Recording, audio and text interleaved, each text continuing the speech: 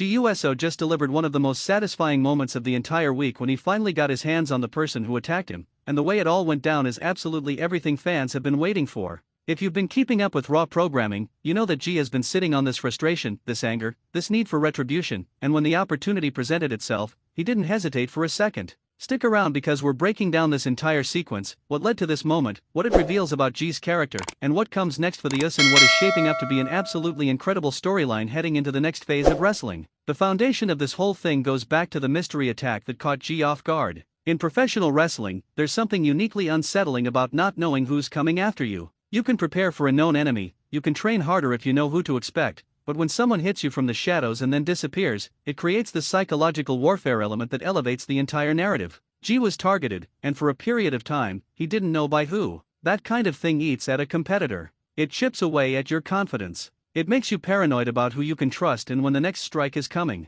But here's what's important about understanding JUSO as a character. He's never been the type to stay down or to sit on the sidelines nursing his wounds. That's not the US way. JEY carries himself with this toughness, this resilience that comes from his wrestling family background, from being part of factions that have dominated WWE programming for years. The USO'S, the bloodline, his entire identity is wrapped up in being strong, being present, being ready for war. So the mystery attack wasn't going to stop him. It was just going to make him more determined to find out who was responsible and dish out some justice on his own terms. What makes this particular angle so brilliant from a storytelling perspective is the mystery component. In an era where everything is somewhat transparent and information travels instantly through social media and the wrestling community, keeping the identity of an attacker secret actually creates real intrigue. Fans are theorizing, they're debating, they're invested in solving the puzzle. Who would have a reason to come after JUSO? Is it someone from his past? Is it a current rival? Is it someone trying to make a name for themselves by taking down a notable member of the bloodline?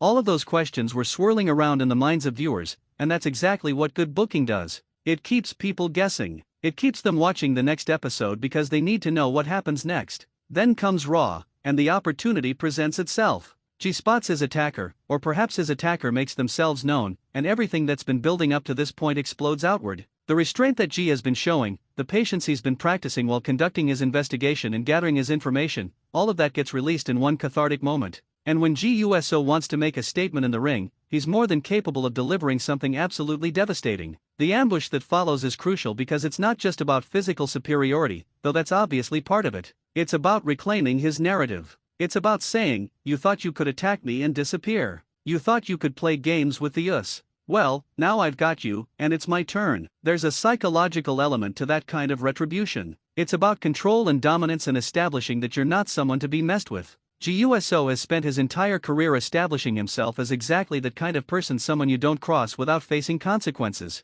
What's particularly interesting about this moment is what it says about JEY's evolution as a performer. Earlier in his career, JEY was very much positioned as the younger USO, the one who followed his brother's lead, the one who was part of a unit but not necessarily the solo operator. Over the years, and especially within the context of bloodline storylines and his various feuds and encounters, JEY has established himself as a complete competitor capable of standing on his own. He's got the skills, he's got the mentality, he's got the toughness that WWE is looking for in their top-tier performers. So when he ambushes this person, when he takes control of the situation, it's him asserting his position in the hierarchy. It's him saying, I'm not just a tag team wrestler or a family member riding coattails. I'm a threat all by myself. The raw fallout of this encounter is going to reverberate throughout the next several weeks of programming, because now we've got new questions. Was this attacker acting on their own, or were they working with someone else? Is this a solo feud for JEY, or does this connect to larger bloodline business? What's the context for why they attacked JEY in the first place? These are the kinds of storyline threads that WWE can pull on to keep this narrative engaging and evolving. The beauty of JUSO as a performer is that he's capable of carrying multiple different types of stories simultaneously.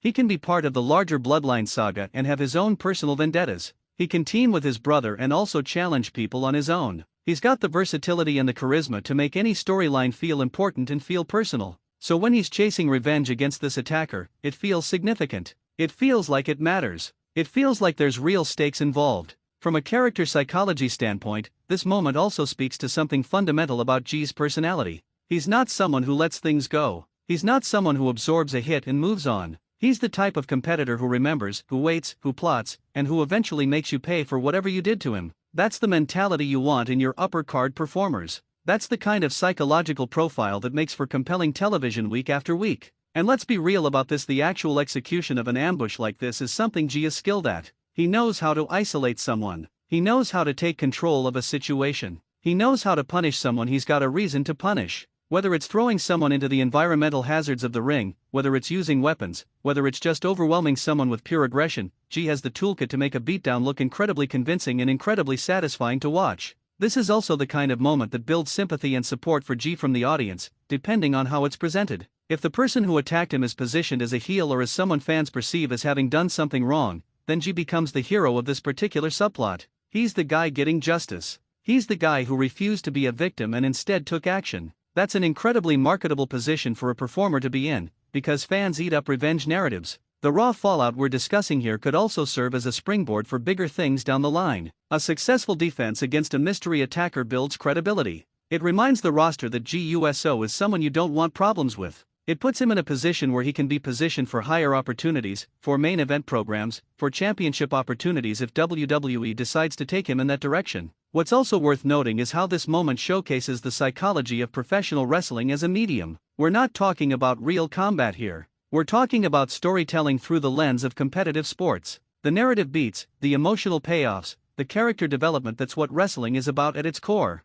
JEY USO ambushing his mystery attacker in brutal fashion is about completing an arc of a story that's been building, that's been engaging audiences, that's been making them invested in what happens next. So as we move forward from this raw fallout, keep an eye on what comes next. Will there be a rematch? Will this situation escalate? Will other wrestlers get involved? Will we learn the full motivation behind the original attack? These are the questions that keep viewers coming back week after week, and that's exactly what WWE programming should be doing. If you're loving this kind of deep breakdown of WWE storylines and character development, please hit the like button and subscribe to WWE Express. We're constantly analyzing the psychology behind these feuds, the storytelling decisions that shape programming, and the performances that make wrestling entertaining. New content drops regularly, so hit that notification bell so you don't miss a single video. Drop a comment below and tell me what you thought about JEY USO's revenge moment. Are you excited to see where this storyline goes? Thanks for watching, and I'll see you in the next one on WWE Express.